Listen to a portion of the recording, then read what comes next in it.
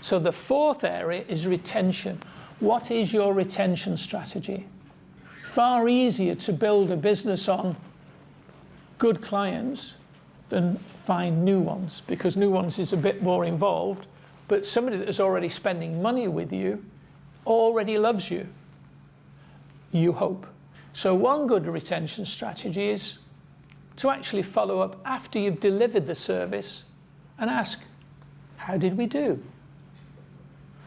How did we do? And when I tell this to people, they say, oh, blimey, what happens if they didn't like it? Well, wouldn't you want to know? There's a funeral director here. He has more 5-star reviews on Google than any other funeral director in Somerset. Over 120. The closest independent one's got 5. Now, do you ever look when you're thinking about buying something on people's reviews, what people think? I do.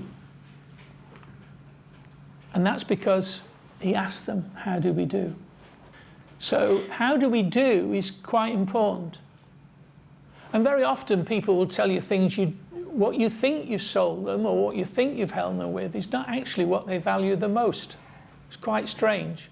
So it's very good to continue that dialogue and to stay in touch, because they see you as one thing, but they don't realise you do other things and there's other ways in which you can help them. Also, you can ask for testimonials or reviews. You can help them grow further by staying in touch. That's the area I become squeamish, because I'm a wellbeing therapist.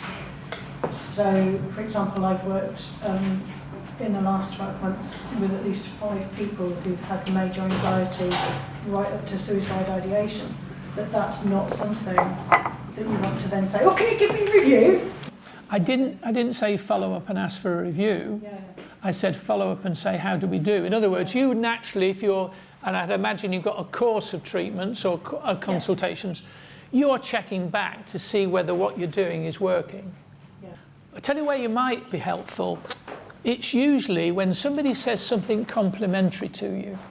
So if you say after this, I thought it was a fantastic seminar, a fantastic workshop, I've learned a lot, I'm going to say, can I quote you on that? That's a lovely vocabulary, because that's the language I've been struggling with. Is that can I quote you on that? I'd send that quote back to that person and say, look, I'd love to be able to quote that. Can I do that? I'm thinking of putting it on my website and maybe on social.